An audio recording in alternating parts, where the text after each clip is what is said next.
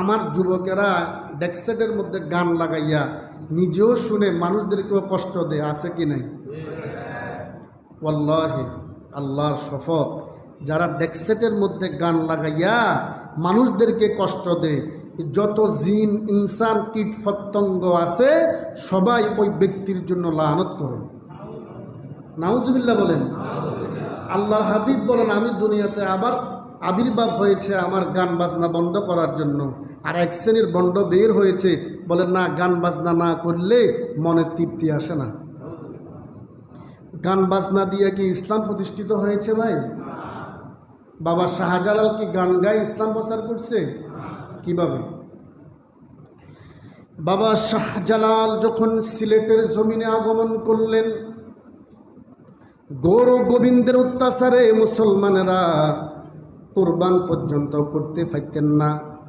শেখ বোরহানউদ্দিন সন্তানের আকিকা দেওয়ার কারণে এই বেঈমান ওই হিন্দুত্ববাদী গৌর গোবিন্দ বাবার সামনে সন্তানকে জবাই করেছেন। এই কারণে বাবা শাহজালাল যখন সিলেটের জমিনে আগমন করলেন, আসার পরে দেখতেছেন মুসলমানদের অবস্থা অত্যন্ত খারাপ। বাবা শাহজালাল যুদ্ধ করা লাগে নাই, গুলি মারা লাগে নাই, আজানের দবনি দিয়েছেন, আজান দিয়েছেন। আজানের দবনির কারণে বেঈমান গৌর গোবিন্দের প্রসাদ ভেঙ্গে পড়ে গেছে। এটার নাম তো ইসলাম। এটার নাম কি? মুসলমানদের ঐতিহ্য আছে ভাই। মুসলমানদের ঐতিহ্য গান বাজাইয়া ইসলাম প্রচার করা না। হারাম হারাম হারাম। গান শোনা কবিরা গুনাহ, হারাম। গানের মজলিসে বসা তাও হারাম, কবিরা গুনাহ। গানের স্বাদ উপভোগ করা কুফরি। গানের স্বাদ উপভোগ করা কি? কুফরি। অতএব সাবধান সাবধান, ইসলামের সাথে ঢোল তবলা গান বাজনার কোনো সম্পর্ক নাই। ইসলামের সাথে গান বাজনা ঢোল তবলার কোনো সম্পর্ক। যে বলবে এটা জায়েজ, নিঃসন্দেহে ভণ্ড, নিঃসন্দেহে গোমরা, কোনো সন্দেহ। আল্লাহ তাআলা ওই সকল ব্যক্তি থেকে আমাদেরকে হেফাজত করুক, আমিন। মুহতারাম হাজরিন, তাহলে আমরা যারা আজকে নখ, হাত ফাঁয়ের চুল কাটা, মোষ খাটা করা, আমাদের এই ঢুকার সময় আমার এক ভাই আমাদের মসজিদের, তিনি ভালো একটা পদবিতে আছেন, হুজুর প্রত্যেক জুমাতে দাড়ির ব্যাপারে বয়ান করবেন। দাড়ি রাখা এটা কি নফল, মুস্তাহাব? দাড়ি রাখা কি সুন্নাহ, কিন্তু আমলগত দিক থেকে ওয়াজিব। আমলগত দিক থেকে কি ওয়াজিব। আল্লাহর হাবিব বলেন, যে ব্যক্তি এক মুষ্টি হওয়ার আগে দাড়ি কাটে, ওই লোকটা প্রকাশ্যভাবে ফাসিকি করল। প্রকাশ্যভাবে কি করল? ফাসিকি করল। অতএব সাবধান ভাই। আল হাক্কু মাররুন, সত্য কথা তিক্ত। যে মসনদে আমি বসছি, এই মসনদে সমস্ত নবী রাসূলরা বসেছেন, সমস্ত সাহাবীরা বসেছেন, মাযহাবের ইমামেরা বসেছেন, সিয়াসিত্তার ইমামেরা বসেছেন, ফুকাহায়ে কেরাম বসেছেন, আউলিয়ায়ে কেরাম বসেছেন। এখানে বসে যদি আমি হক কথা না বলি, তাহলে আল্লাহ তাআলার কাছে জবাব দিতে হবে কি হবে না?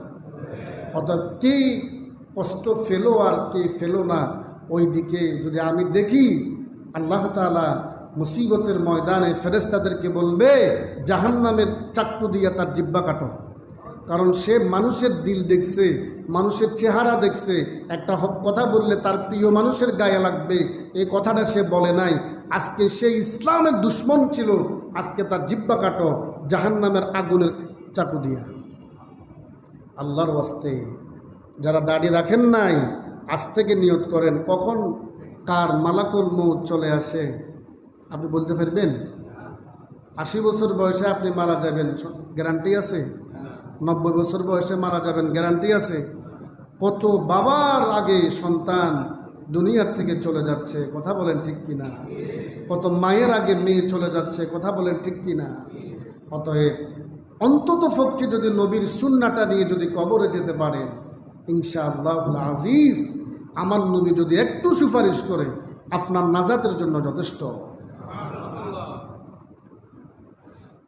وقال رسول الله صلى الله عليه وسلم মান আহাব্বা সুন্নতি ফাকাদ আহাব্বানি ওয়া মান আহাব্বানি কানা মাইয়া ফিল জান্নাহ। আমার দয়াল নবী বলেন, উম্মতের দলেরা, যারা আমি নবীকে মহব্বত করতে চাও, আমি নবীকে ভালোবাসতে চাও, আমি নবীর সুন্নাহগুলাকে মহব্বত করো, আমি নবীকে মহব্বত করা হবে। আর আমি নবীকে যদি মহব্বত করো, আমি নবী তোমাকে ছাড়া জান্নাতে যাব না। একটা সুন্নাহ রাসূলুল্লাহর দাড়ি মুবারক, এই দাড়ি মুবারক রাখার অন্যতম সুন্নাহ পদ্ধতি হলো এক মুষ্টি পরিমাণ। কি ভাই? এক মুষ্টি পরিমাণের আগে কাটার সুযোগ নাই। আল্লাহ তাআলা আমাদের সকলকে আমল করার তৌফিক দান করুক, আমিন। রাসূল করিম সাল্লাল্লাহু আলাইহি ওয়াসাল্লাম বলেন, আত-তুহুরু শাতরুল ঈমান, পবিত্রতা ঈমানের অঙ্গ। আল্লাহ তাআলা ইন্নাল্লাহা ইউহিব্বুত তাওয়াবিন ওয়া ইউহিব্বুল মুতাতাহহিরিন, নিশ্চয় আল্লাহ তাআলা তাওবাকারীকে এবং পবিত্রতা অর্জনকারীকে ভালোবাসেন। নিশ্চয় আল্লাহ তাআলা তাওবাকারী এবং পবিত্রতা অর্জনকারীকে ভালোবাসেন। হাদিসে পাকের মধ্যে আসছেন, জামিউ তিরমিজির হাদিস, আল্লাহর হাবিব একদিন সাহাবীদেরকে নিয়ে রাস্তা দিয়ে হেঁটে যাচ্ছেন। হঠাৎ করে দুইটা কবরের মধ্যে আযাব হচ্ছে। দুইটা কবরের মধ্যে কি হচ্ছে ভাই?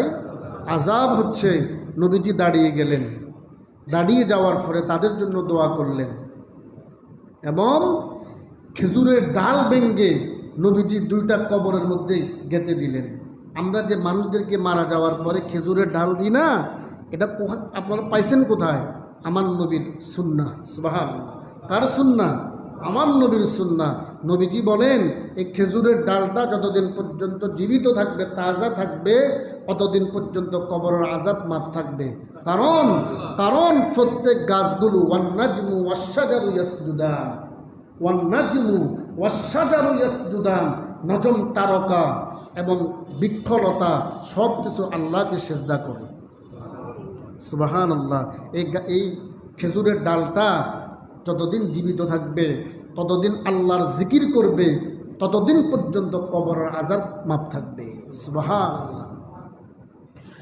আল্লাহর হাবিব সাহাবীদেরকে বললেন, ও আমার সাহাবীরা, তোমরা কি জানো এই দুইটা কবরের মধ্যে কেন আযাব হচ্ছে? সাহাবীরা বলে, ইয়া রাসূলুল্লাহ, ইয়া হাবিবাল্লাহ, নবী গো, আমরা জানি না। মা আনা আলাইহি ওয়া আসহাবি, ইয়া রাসূলুল্লাহ, আমরা জানি না, জানে আল্লাহ এবং তার রাসূল। আল্লাহু আ'লামু ওয়া রাসূলি, আমরা জানি না, জানে আল্লাহ এবং তার রাসূল জানে। সুবহানাল্লাহ। সাহাবীদের কেমন আদব, কেমন সম্মান, কেমন তাজিম ছিল। অনেক কিছু জানার পরেও নবীজি প্রশ্ন করার পরে বলে, ইয়া রাসূলুল্লাহ, আমরা জানি না, আল্লাহ এবং তার রাসূল জানে। পড়ুন না সুবহানাল্লাহ। আল্লাহু আ'লামু ওয়া রাসূলি। নবীজি বলেন, ও আমার সাহাবীরা শুনো, প্রথম কবরটার মধ্যে কেন আযাব হচ্ছে? এই আল্লাহর বান্দা দুনিয়াতে থাকা অবস্থায় প্রস্রাব করার পরে ভালোভাবে পবিত্রতা অর্জন করতেন না, এই জন্য এই আল্লাহর বান্দার কবরের মধ্যে আযাব হচ্ছে। নাউজুবিল্লাহ। প্রস্রাব করে, জামিউ তিরমিজির হাদিস, সহিহ বর্ণনা, প্রস্রাব করে লোকটা ভালোভাবে পবিত্রতা অর্জন। আর আমার দেশের যুবকেরা দাঁড়ায় দাঁড়ায় প্রস্রাব করে। মসজিদের প্রস্রাবখানা, এখানে তাজিমের জায়গা, সেখানে দাঁড়ায় দাঁড়ায় প্রস্রাব করে। অনেক সময় দুঃখের কথা কি বলবো, মসজিদের প্রস্রাবখানার মধ্যে পায়খানাও করে দেয়। আপনার বিবেকের কাছে কি ফোকা ধরছে? এই মসজিদটা কার?